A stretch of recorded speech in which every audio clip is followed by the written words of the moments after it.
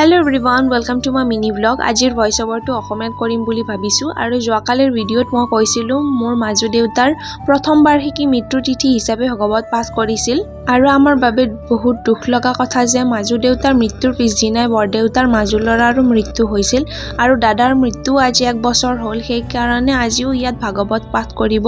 আৰু সকলোৱে ভাত বনাই আছে মিলি ককা আহি যোৱাৰ পিছত ইয়াত থাপনা পাতিলে আৰু এখেতক চাওকচোন শুই আছে আৰু থাপনাখন ভালকে পাতিবৰ বাবে মা আৰু ককা একেলগে লাগিলে আইতাও ইয়াত তামোল পানৰ যোগাৰ কৰি আছে ইয়াত অলমোষ্ট ভাতখিনি বনোৱা হৈয়ে গৈছে আৰু ভাগৱত পাঠ পঢ়া আৰম্ভ কৰিলে সকলোৱে তাৰ পিছত মই চাহ আৰু বুন্দিয়াও খালো আৰু মই ঘৰত আহি গৈছিলো কিবা কামৰ বাবে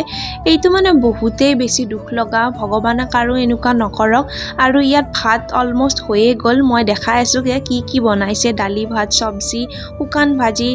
এইবিলাকে আছিল আচাৰ পাপৰ আৰু